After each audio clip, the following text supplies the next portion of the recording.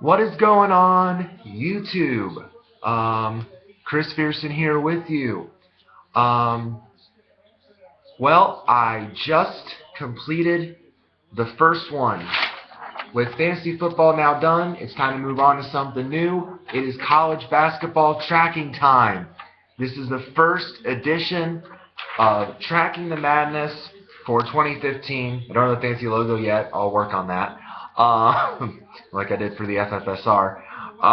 But I just got done with this first projection, hot off the press, and let me just say, based on kind of looking at the teams, the way the standings are right now, kind of who I debated on who to put in the field and who to leave out, I will say this, and I just tweeted this on Twitter. I think I learned a lot from the College Football Playoff Selection Committee when it comes to this, because I think now I'm really looking more at a team's complete body of work. More than just just little things like who their conference is, or their RPI and SOS numbers or whatever. I'm kind of looking on a grander scale. I'm looking more into that, and really I seem to also be kind of rewarding the bigger conferences just a little bit more than I do the little guys. And not say that's a bad thing, but again, it's based on who you've played, who have you beaten, who you've scheduled. So that's really what I'm looking at here and maybe you'll see that when I show the bubble teams as well in this video. Who my last four in are, my first four out. I think you'll be surprised by a couple of these, and I'm sure some of you will take to task why I have some teams out, or why I have a certain. You'll probably be surprised why I have a certain team in the field. I think you'll be surprised at one of the teams that I have in the field. And I'll explain it, but let's just say it's very uncharacteristic of me to put this team in the field based on my previous standards, but I think for now, I think they have a little bit of an edge over some of these other teams. I want to say, quote-unquote, vanilla profiles, like they really haven't played anybody. Their best win is not against a great elite team. If some of these teams that were below this team, I'm going to tell you later on, did a little bit more, they might be in the field. But I think this team that I have ahead of them has done a little bit more. So first I'm going to share the actual projection. I'm going to share the actual bracket with you guys first, and then we'll kind of get into the breakdown, who I have in the field, who I don't, why I don't have some teams in it over others. Then we'll break that down for you as well. So here it is, the first one. This is where it all starts. And again, this is early in the process. We know this is going to be fluid. We know this is going to change as the season goes on. But I think this is a really good starting point. I think this is definitely a big start. So we'll start first in the far left corner with the South region, top seed, Kentucky. I mean, and at this point, it should be not surprising to anyone that Kentucky is the overall one. I mean, right now, people are talking 40-0 with Kentucky, as they should. I mean, Kentucky is, they've been tested in a couple games. They've had some close calls, but this Kentucky team finds a way to pull it out. So right now they are perfect. They are 16-0. I think them and Virginia are the only perfect teams left, which is why I'll give that away. UVA is the number 2 seed overall. Kentucky is my one in the South, and I have them opening up against North Florida.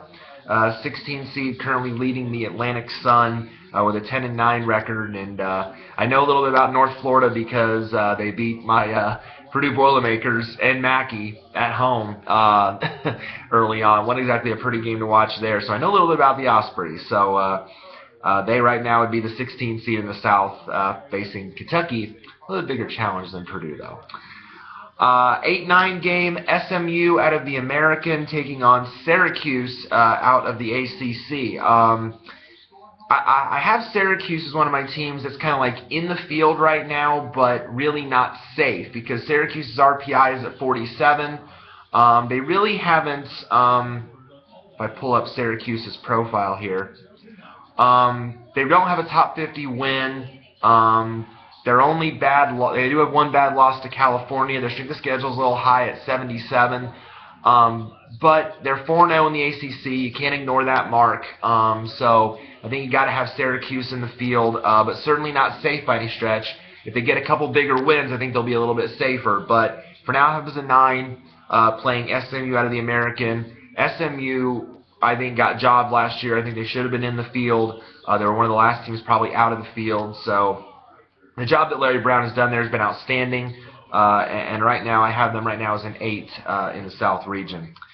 5-12, I have Oklahoma out of the Big 12 at 11-5 right now. I have them taking on Central Michigan, the current leaders of the MAC, 12-2. The MAC battle is going to be really interesting to watch. And Central Michigan has really turned things around. They've already equaled their win total from all of last season. That's an impressive stat.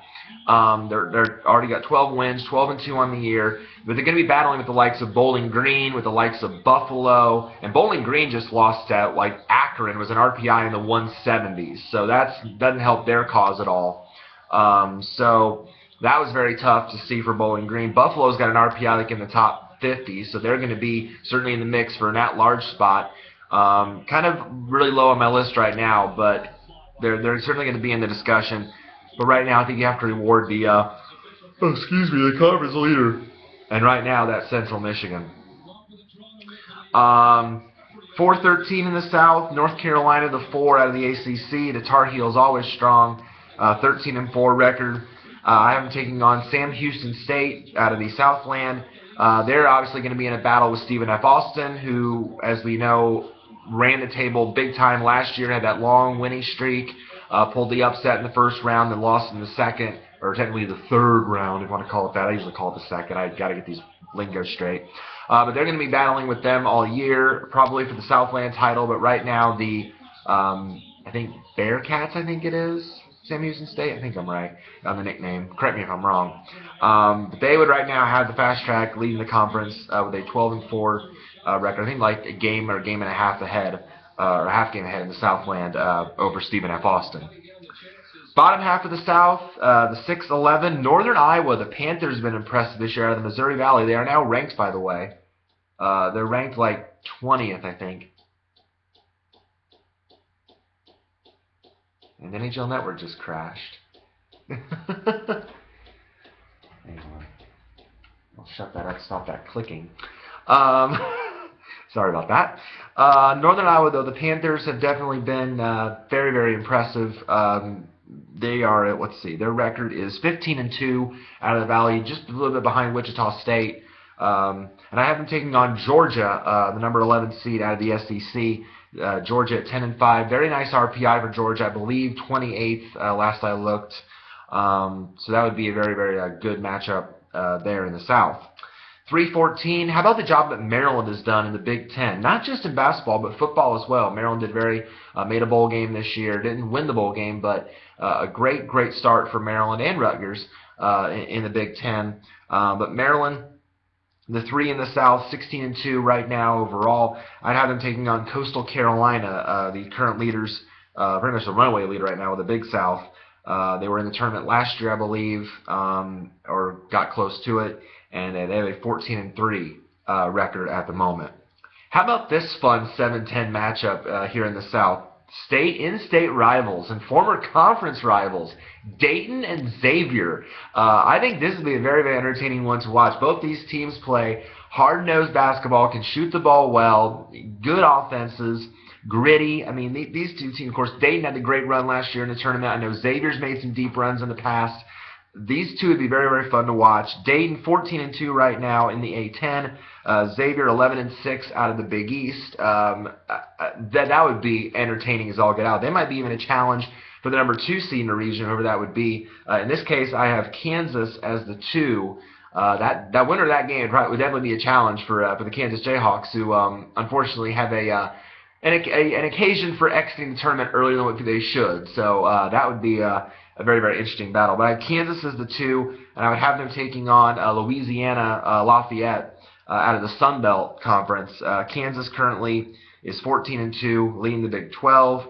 And then you've got Louisiana at 10-5, leading the Sun Belt Conference. Then we go to the West. The West I have below the South. This would be the fourth overall #1 seed, and that's Villanova. Villanova currently as the fourth #1, 16-1 record. Villanova always, as we've seen, a very strong team. Definitely the job that Jay Wright has done there has been outstanding. And I have them as the one there. I have them playing a winner of one of the opening round games between Texas Southern out of the SWAC. Currently a 6-10 record. The SWAC usually always gets into the opening round games in Dayton, and they would take on Colgate at 7-11, who's currently the leader of the Patriot League. That's going to be a messy league, by the way. You've got Colgate in there. You've got Boston University. You've got I think Bucknell or something like that's competing up there, very close. So that conference is a mess. But right now Colgate is the conference leader, so they would be. Excuse me, I don't know why I'm so tired. But Colgate right now would get the last spot. Texas Southern, coached by Mike Davis. I've seen him play. I watched a game when they played Southern earlier this year. Very. I think it was went to overtime, and Texas Southern pulled it out late. Southern had a chance to win the game, had a shot go up, but it went after the buzzer, so very close. I tweeted about that game. So, but that would be the playing game there. Now, with the SWAC, there's two teams that are academically ineligible due to low APR scores, and that includes current conference leader Alabama State. The Hornets are not eligible this year, so that's why Texas Southern, not Alabama State, currently gets the spot from the SWAC. 8-9, I have San Diego State taking on NC State. NC State is also one of those teams for me that right now is in the field, but is certainly not safe. And the reason being NC State, the thing that's helping out NC State is their strength of schedule. Their strength of schedule is 6. That's very strong. But they haven't done much with it. They only have one top 50 win. They do not have a road victory, and they're struggling in the last 10 games. They're 5-5 in their last 10 games. So NC State a little bit low on the charts, but for now the Wolfpack are fine. They're taking on a San Diego State team that I watched last night play against Wyoming, and I tell you what, again, I want to talk again about gritty. Steve Fisher's San Diego State team is definitely the definition of that. They're one of the top scoring defense teams in the country. Wyoming is too, but they're right there. That was a very low-scoring game last night, but San Diego State able to pull it out. They make you work for victories. So San Diego State would definitely be a tough out in the NCAA tournament, and that would be, I think, a real interesting game in the first round with the Wolfpack. My 5-12, Notre Dame, the number 5 seed out of the ACC, 16-2. Notre Dame definitely doing a very good job. I have them going up against Wofford, currently leading the Southern Conference with a record of 13-4. I believe Wofford was the SoCon representative last year as well in the tournament, so that would be experience for them. Notre Dame barely squeaked out a win against Georgia Tech recently, but the ACC is tough, so we're going to see maybe some tough games for Notre Dame going forward, but definitely a very strong team, deserving, I should say, of a high seed. 4-13, West Virginia taking on Harvard. West Virginia 15-2. Currently right up there in the Big 12. Again, another very strong team. Their defense is so strong. That's been their big sticking point this year. It forces turnovers, gets you into some trouble. And then going up against Harvard, always one of the top teams in the Ivy League, 10-4. But the big debate seems to be it's going to either be them or Yale coming out of the Ivy League this year. So we'll have to keep an eye on that conference race. Of course, as we know, the Ivy does not have a conference tournament. The champion gets into the field. But for now, Harvard is leading the way, and they would be the 13th seed in the West. The 6-11, I have Texas out of the Big 12 as the number 6, record of 12-4. Basically, kind of one of the last teams in from the Big 12, although I think the Big 12 right now gets 7 teams in. I think they're all safe, considering their high RPI numbers and their strength of schedules. And I have them facing off against the winner of one of these play-in games again in the opening round games in Dayton. These are 2 of my teams of the last 4 in list. Indiana and Tennessee right now. These are 2 of my teams on the last 4 in list. Indiana's resume, look at the Hoosiers, 13-4 record. Now the RPI just barely in the top 50. A 50 RPI, a strength of schedule of 63. They do have 2 top 50 wins. So that definitely helps the Hoosiers' cause. 6 top 100 wins. So again, that very much is helpful as well to the Hoosiers. And they did lose to the Big Sky leader, Eastern Washington, even though that was at home. So that's, I mean, Eastern Washington is no pushover. Their RPI is like 59, so that's not really that bad of a loss as you might think. So I think Indiana certainly now is in the field, but not safe by any stretch. There are two good wins though, nothing really to write home about. No Big Ten big wins yet. They came against SMU and Butler, so really nothing to really write home about. No bad losses, so that's good for IU's profile as well. But right now, I think if IU gets a couple more Big Ten victories, I think that would help their resume even better. And then you look at Tennessee with the Volunteers, and they were in the same position last year. They were one of the last 4 teams in the field.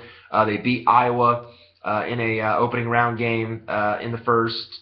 So then they went on. I think they won their next game as well. So they were very impressive last year. You look at Tennessee, and again, they're kind of in the same boat as Indiana. They share a quality win. They both have beaten Butler, but Tennessee also has a win over Arkansas, which is a very, very big win considering Arkansas's RPI of 15. Tennessee has an RPI of 54. Strength of schedule is very good for Tennessee at 26. But the number's a little bit lacking compared to Indiana's. Tennessee is 2-4 against the top 50, 3-4 against the top 100, and they do have one bad loss on the profile. They lost to Marquette, whose RPI is at 109, so that's hurting the Vols a little bit. But overall, the numbers are pretty strong. The win over Arkansas definitely helps the Volunteers' profile, so that's huge for them. So right now, that's where I have them as this play-in game in the West, with the winner facing Texas. 3-14 game, speaking of the aforementioned Eastern Washington, I have them here as the 14th seed in the West, taking on Arizona, the 3 out of the Pac-12. Arizona, always been impressive in the Pac-12, 14-2 record right now. Very strong team, but they're playing, again, this Eastern Washington team beat IU at IU, which was definitely stunning at the time, but they have clearly shown they're like the top team in the Big Sky right now, and they're showing why they're so good. 12-4 record, so and the one top 50 win definitely helps the resume. Again, like I said, RPI 59, so very, very good team. Definitely could be one to watch out for as a sleeper pick come for if you want an upset team come tourney time if they end up winning the Big Sky. 7-10, I have Providence taking on Ohio State. Providence was the surprise winner of the Big East last year in the Big East tournament, but they're looking very strong this year, a 13-5 record. I don't think they'll have any issues unless they fumble down the stretch. So they're looking pretty strong. And Ohio State, I'm surprised. I've looked at a lot of projectionists, and I think they have Ohio State, kind of high. I again have Ohio State on that list of teams that are in the field right now, but not exactly safe. And again, here's why. Because Ohio State's record is good. They're 14-4, but their RPI just outside the top 50 at 51. Their strength of schedule is not that great. They're like one spot below Syracuse. SOS is 78. They have one top 50 win and only 3 top 100 wins. Plus, they're not that good on the road. They're 1-2 on the road. And that win for Ohio State, they're a really good win. It came against Illinois, and right now I have Illinois out of the field. So really, it's kind of tough to really highly reward an Ohio State team that again really hasn't beaten any of the upper echelon teams in the Big Ten right now. They haven't beat a Maryland, they haven't beat a Wisconsin. They really haven't. Maybe even you'll lump a Michigan State into that discussion. They haven't beat one of these top profile teams in the conference. Now again, it's nice that they have no bad losses. That's always a good thing to have on your resume, is to have no bad losses. But again, when your best win comes against Illinois, a team that I have out of this field, it's very tough. It's very tough to. Now Illinois, I will say this: Illinois is not out by much. I'll say right now, Illinois is on like my first 4 out list. I'll say that. So that's okay, but again, it just is worrisome. It's very worrisome for me that a lot of people are having Ohio State so high in the field, and I don't have them that high. So right now, though, for me, a 10 seed in the West. And then the 2-15, Gonzaga, again, the Bulldogs, the Zags, whatever you want to call them. They're the best team in the West Coast Conference. Again, a 16-1 record. The 2 seed after taking on UC Davis, currently leading the Big West Conference with a record of 12-3. All right, switching now sides, the other side of the bracket, in the East region, I mentioned them. My second number one seed, the other undefeated team right now is Virginia, and Virginia is the number one for me in the East with a record of 16-0. I have them opening up against another opening round winner.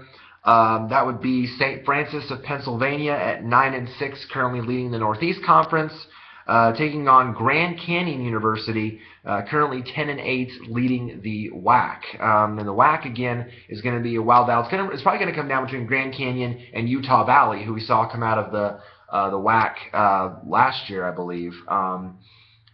Or was it Mexico State? It might have been Mexico State coming down the stretch. I think they ended up winning the conference tournament, but Utah Valley was favored. So Utah Valley was in our bracket for a long time, and then I think New Mexico State pulled that out. So, but right now, Grand Canyon leading the way, barely over Utah. I think Grand Canyon even plays Utah Valley tonight, so that is for the WAC lead. So keep that in mind. But right now, St. Francis 9-6, Grand Canyon 10-8, the current playing game I have for the East. 8-9, this is an interesting game. Kind of two under-the-radar teams, not really getting a whole lot of hype and attention. Old Dominion out of Conference USA, 13-2 record. I have them as 8, taking on Colorado State, the 9, 15-2 out of the Mountain West. Let's take a look at both of these teams' resumes for a minute, because these two, again, to me, are just scream like under the radar, could make a deep run. You look at Old Dominion. 13-2 record. They're a half game out of Conference USA behind Louisiana Tech. Now the RPI is strong, but the strength of schedule is not. The strength of schedule is at 103. Now they do have 2 top 50 wins and 3 top 100 wins, and they're perfect in those games, which is good. They've knocked off LSU, and the big win though is this team, this Old Dominion team, beat VCU, who's 4th in RPI. So that's a great win for the Monarchs profile. They are 9-1 in their last 10 games, and they're 3-1 on the road. Now, the only problem with Old Dominion is these two losses are kind of really bad losses to the profile. They lost to Illinois State and Western Kentucky, but they're not that really low in the RPI. They're like in the mid 100 to 110 range, which isn't terrible, but it's kind of a bad mark on the profile when your RPI is 23. So, Old Dominion to me, very solid looking team. Very balanced. I think, again, under the radar, not a whole lot of people talking about Old Dominion, but I figured I just had to take a look at that profile. That way we kind of make some noise about the Monarchs to let them know how they're doing. And then you look at Colorado State out of the Mountain West. Now, this is a very vanilla profile, and I mentioned that, but there are things working here in Colorado State's favor that gives them this high seed in the field as a 9. Number one, the fact that they are in a strong RPI conference in the Mountain West. Number 2, 4 top 100 victories. Number 3, they're 8-2 in their last 10 games, and they're very good on the road. They're 4-1 on the road. So they do have no top 50 wins. They haven't beaten anybody, but they have no bad losses either. Their RPI is 27, which is good, and their SOS just barely out of the top 100, but I don't think you can really punish Colorado State for that reason because, again, there's so much going here for Colorado State that I think you have to keep them in the field and give them a little bit of a high seeding. So Colorado State for me right now is safer than some of the other teams like I mentioned, like a Syracuse and NC State, a Temple and Ohio State, but they can't afford a slip up. That's really to me where Colorado State stands right now in terms of their spot. 5-12, I have Arkansas, the 5 seed, 13-3 out of the SEC, taking on Tulsa, the 12 leaders of the American at 11-5. Now Tulsa to me is a surprising case because even though Tulsa's leading the American, they're not getting a whole lot of love. They're not really getting a whole lot of support, and that's surprising to me. But I think here's the major reason why. It's because Tulsa has a really, really ugly loss. Well, they have 2 ugly losses, I should say, on their schedule. Tulsa lost to Oral Roberts, RPI of 154. And they lost to a non-Division I team in southeast Oklahoma State. That's probably why a lot of the experts or other projectionists are so-called, trashing Tulsa because they lost to that team. But you look at Tulsa's numbers; they are 4-0 in the conference. They only do them They have 1 top 50 win against Temple, who's in but not safe. They are 8-2 in their last 10, so that's a plus, and they have a decent road record. Their SOS is 46. That's good. Now, the RPI is still pretty high at 35, but I think it's the fact that that's why the seed is so low is because of the fact that those two ugly losses just kind of rained really, really strong on Tulsa's profile. So I think that's why Tulsa has to be so low here, because of the fact that there's, you lose to a non-Division I school, you're going to be punished a little bit. So that's the way I see it with Tulsa. 4-13, Wichita State, the Shockers. I mentioned them out of the Missouri Valley. Another good year for them. Not undefeated this time, like last year, but still a strong team. 14-2. That play angry style. Love to see that. I have them taking on Iona, currently leading the MAAC conference, the Metro Atlantic Athletic Conference. I knew I'd get that right. Iona currently leading with a record of 12-5. 6-11 game, I have Baylor as the 6th out of the Big 12. I watched them last night take on Iowa State in a very, very good game, entertaining at Baylor, and the Bears came out on top in that one. Baylor now at 13-3, and I have them taking on the winner of another opening round game. And here's where I mentioned that team that's probably going to surprise a lot of you. So, hold on to your drink if you're watching this while drinking something. Don't break anything. Hold on to your, don't spill it on your keyboard. Don't do anything like crazy like that. Don't have anything, a projectile you can throw in your hand, nearby. Don't, put the knives in the drawer. Just hear me out on this one when I mention these, at least the team that's after the first team. Probably the non-surprise team in this playing game is Iowa. Okay, Iowa's got a pretty good profile. Let's look at Iowa. Iowa has a record of 12-5. Their RPI of 55, SOS 47. That's good. Iowa also is a very good road team. The Hawks are 3-0 in true road games. That's really, really good. They're 7-3 in the last 10. The only problem with Iowa that's really kind of keeping them a little bit hairy is that Iowa only has one top 50 win. Now, it is a good win. It's a great win.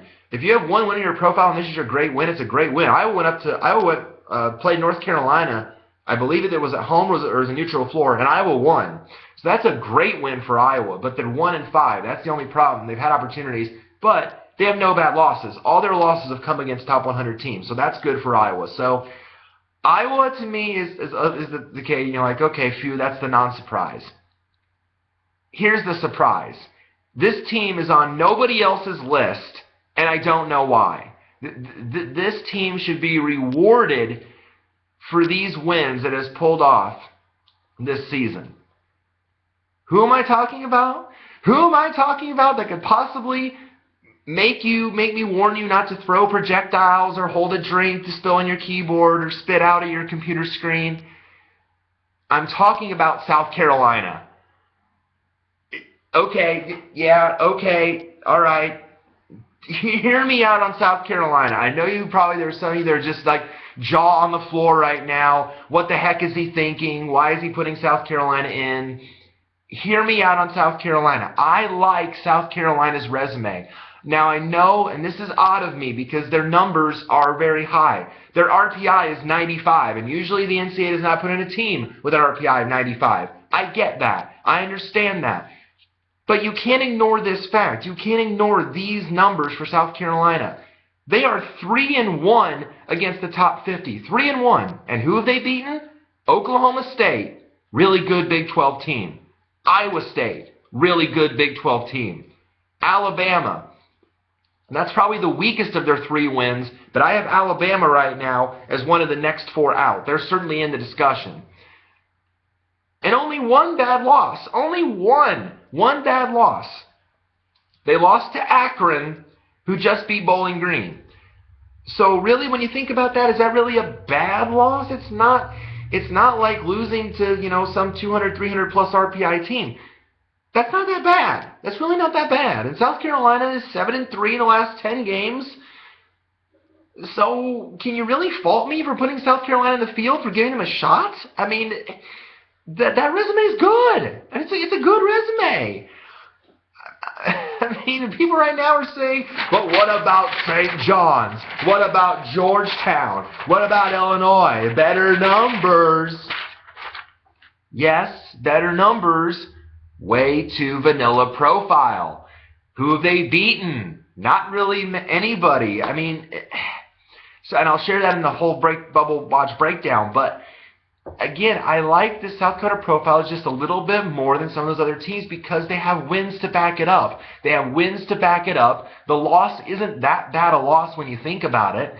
And they're in a strong conference in the SEC. And I'm rewarding it over teams that have not done that much. I mean, that's the way I see it. That's the way I'm seeing this situation. So I know a lot of you are shocked at that because I'm probably the only bracketologist crazy enough to put South Carolina in the field. I'm probably the only one out there. If there are more out there, please let me know. When I was looking down the list of all of them, I didn't see anybody else have South Carolina even in the discussion. So I might be the only one. I don't know. But if I'm crazy, I'm crazy. Okay, I'll admit that. I am crazy South Carolina guy. That's me. I will take that to the bank. That right now I'm the only bracketologist crazy enough to have South Carolina in the field. I know I say sometimes Lenardi's nuts for not agreeing with me. Well, this is my Lenardi card here. Here you go, Joe. I know you probably don't have South Carolina in the field. I do. So yeah, I know I'm probably nuts, but I like the resume. I really, really like the resume. Moving on from that, and again, I'll explain the whole reason why I have them above the other teams here when we get to the bubble breakdown.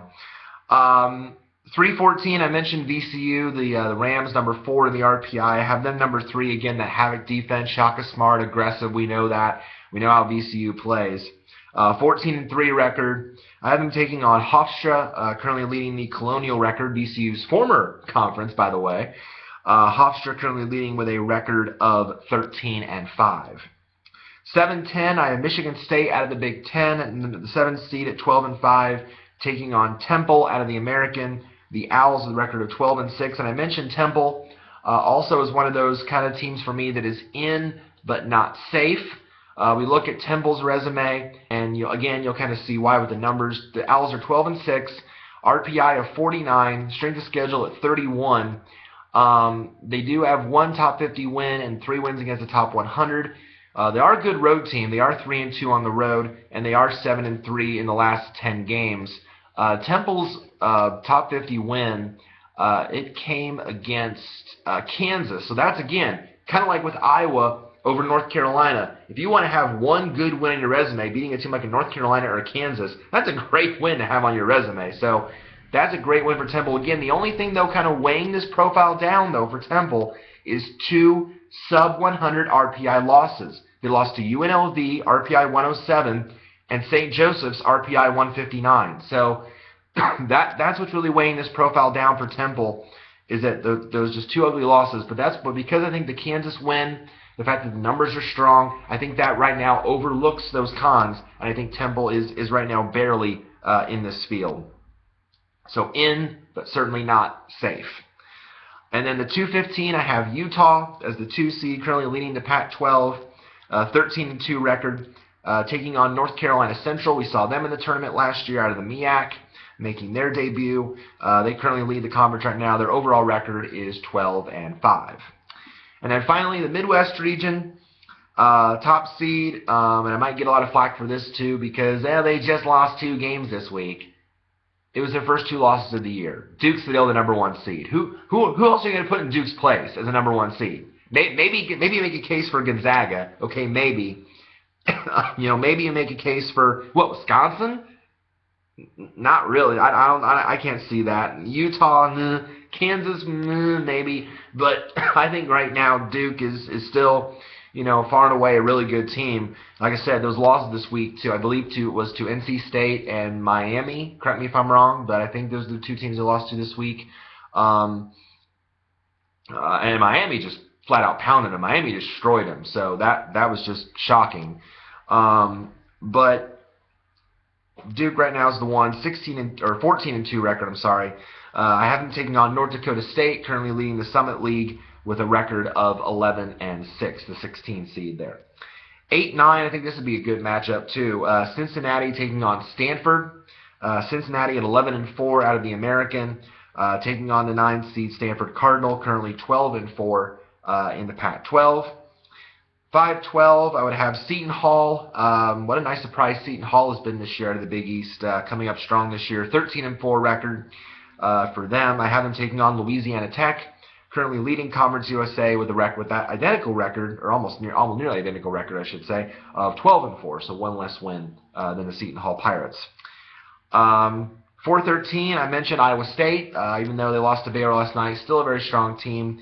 They're my 4th seed in the Midwest at 12-3 record. I have them taking on Wisconsin Green Bay, currently leading the Horizon League with a record of 14-3. They were one of the teams that were really shafted last year. They had a great RPI last year, great season, but they lost early in the Horizon League tournament, and then they missed out on an automatic bid as a result of that. So Green Bay trying to get back to that point this year, hoping to win the tournament this year and get in, and not have to sweat it out come Selection Sunday. So right now I have them as a 13 seed in the Midwest region. 6-11, I have Butler, the Bulldogs, strong as always, 13-5 record this year. I have them as 6th seed, taking on Wyoming. As I mentioned, I watched them last night, and they're actually also a very good scoring defense team as well. I have them as the 11th seed, the Wyoming now with a 15-3 record in the Mountain West. Still lead the conference, but San Diego State certainly now has closed the gap on them after that win. That would be actually a very fun matchup because Butler is very much also kind of a grinded out, but they can also score a lot of points offensively as well. And Wyoming, one of the best scoring defenses. That'd be a fun, entertaining one to watch.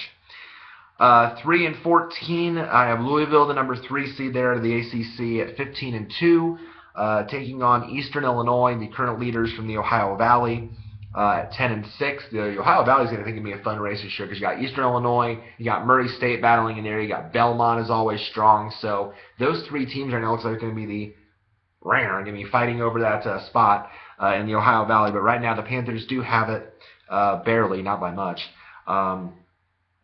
leading the way right now in that conference. 7-10, again, I think it's going to be a fun battle of 2 good offensive teams. Oklahoma State taking on LSU.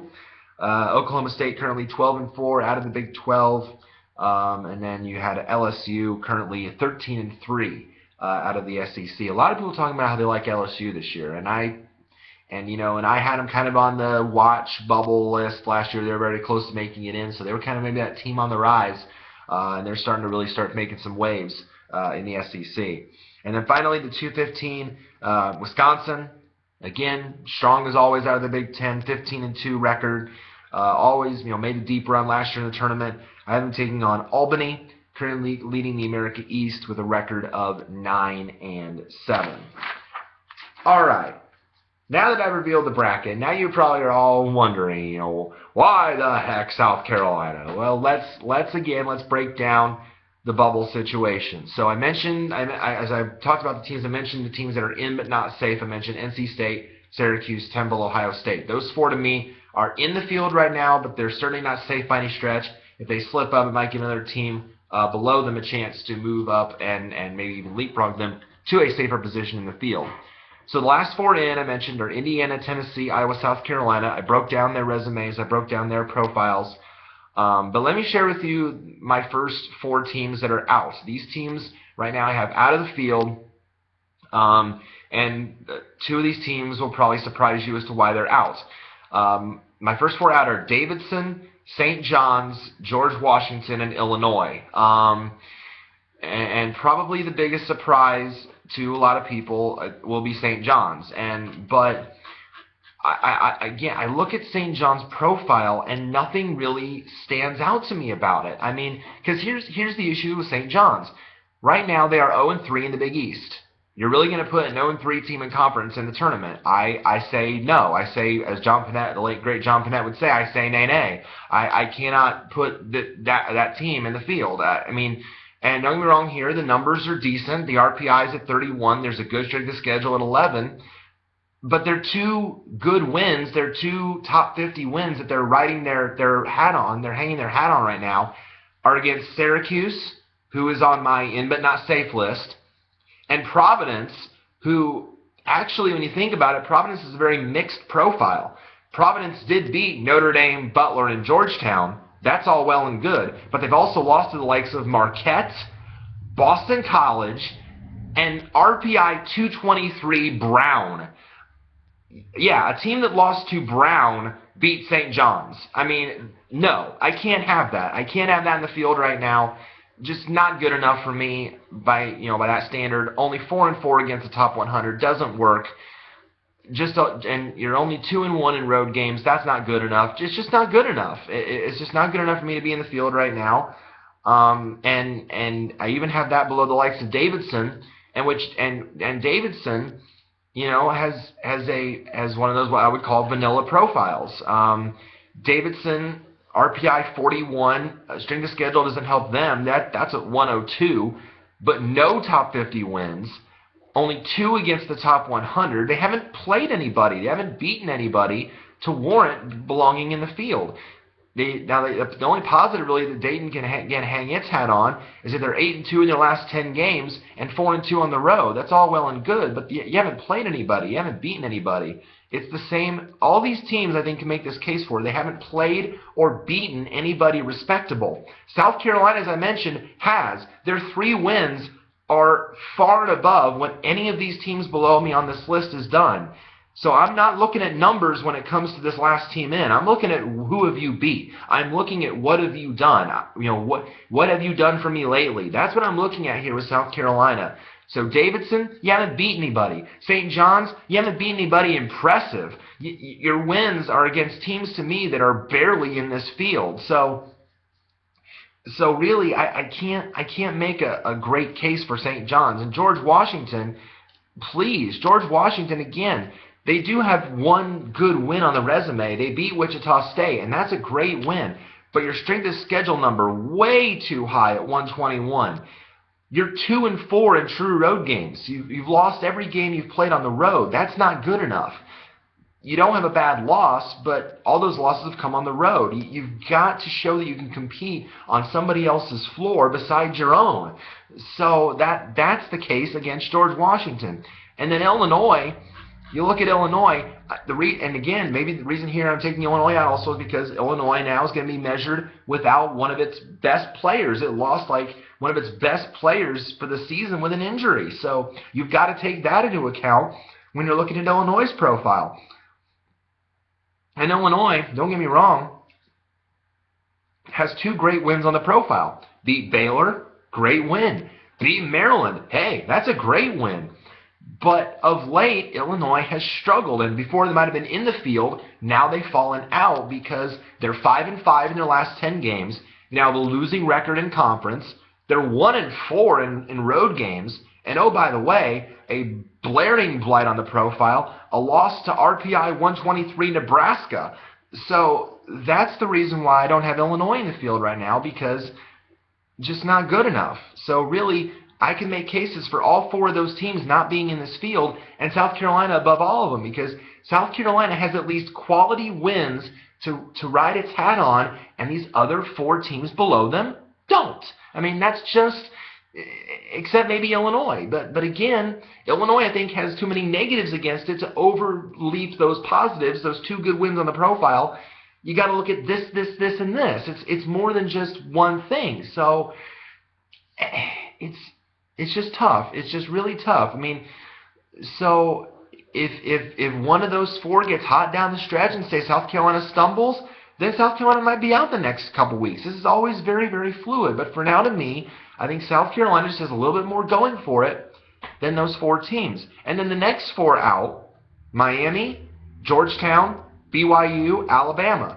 And again, a lot of people are going to say, why is Georgetown out? Well, Georgetown, what have you done for me lately? Yes, I understand you're 3-2 in the Big East. That's good. Your numbers are good. RPI 37, SOS 16, that's good. But you're 1-5 against the top 50. You only have 3 top 100 wins, so 80 of your wins have come against bottom feeders. You're 1-2 in true road games. And your only win came against an Indiana team that's barely in the RPI top 50 and is one of my last teams in the field. Not good enough. It's just not good enough. It's not good enough for me. It should be good enough for them. It's not good enough. I'm seeing Georgetown and St. John's in people's fields, and I'm like, why? Who have they beaten? I mean, you're looking at you've got your number glasses on. It's like, oh, I see these really good numbers. I look at all these. I'm a number cruncher. Da da da da da. Oh, look at these numbers. I'm looking at this. Oh, shiny, bright numbers. You're seeing the diamond gleam in your eyes of all these numbers, and then I have to take Big Rock, and I have to take Big Rock at your diamond house and go, who they beaten? Look at this. Bad road record. No top 50 wins. Wake up. Wake up and smell coffee, okay? I mean, there's nothing in this, but drink your coffee. Because, oh gosh, do I have to bring out Mob Guy? Because drink your coffee. Because you're not seeing, you're being blinded by the gleam in this diamond with, ooh, shiny numbers. And you're not looking at everything. I learned this from the committee. You've got to look at everything. Do you see my arms doing this? Everything. You've got to look at everything, and you're not. Coffee? I mean, you're not seeing it. It just drives me batty. As you can clearly tell when I'm doing this. Pull out what little hair I have. It's like... It drives me nuts. Have some coffee. Step away from the diamond. Have some coffee. Drink your coffee, and realize, oh, we've been blinded. We didn't see this. We didn't see all these reasons why they shouldn't be in. Here, let me hand South Carolina to you. Oh. 3 good wins. Oh, strong schedule. Oh, strong conference. Oh, we like this. Well, you should. So again, I might be crazy, but that's just the way I see it. This is my opinion. This is the way I see it. I don't have St. John's and Georgetown in the field. I have South Carolina in. If I'm nuts for that, okay. If I'm nuts for that, okay. But they haven't done enough. Miami had a nice win over Duke, but that's only a start. That's like one step up the ladder. RPI 52, SOS of 59. They do have 5 top 100 wins, so they have that going for them. And 3-0 in road games. That's good.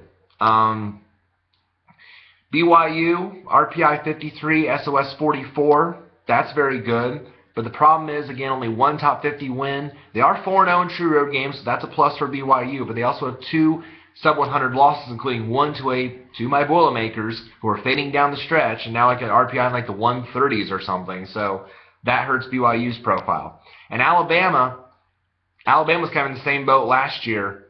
Good numbers, RPI 44, SOS 74. But again, you look deeper into the resume, no top 50 wins, a bad road record.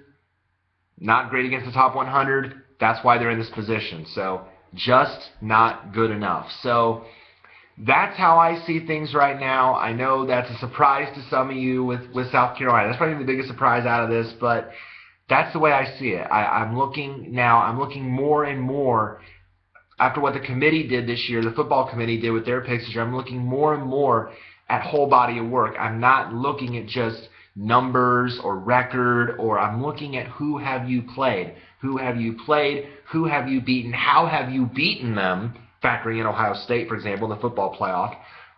How did you do it? How did you compete on those nights? So that's really now what I'm looking at more than ever. So again, last year we had a great debate on this show about teams being in or out, or your guys' last 4 in, first 4 out. I love debating that with you guys last year. So again, if you want to share your guys' thoughts on your last 4 in, first 4 out, make a case for Georgetown. If you think I'm crazy about having Georgetown and St. John's out, make a case for Georgetown, make a case for St. John's, make a case against South Carolina, or whoever else you have in the field. Make a case maybe for Miami or Illinois. Make a case. I would love to hear you guys debate on these teams and see where your guys' thoughts processes on some of these teams that are in or out of the field. Again, at the start of the year, what we normally do at Tracking the Madness is we do it every couple of weeks early on as the season goes on. So the next one will probably be here in a couple weeks, and then as we get closer to March, as we get closer to that time, we start doing one every week. So, and then with conference tournaments, we'll do one every week or every few days to get refreshed and updated. So the next one will probably be here in a couple weeks. Again, feel free, again, as always, to either leave the comments either below in the video or on the channel about your teams and when your take on the bracket. And I will talk to you guys again in a couple weeks for the next edition of Tracking the Madness. Thank you guys. God bless and take care.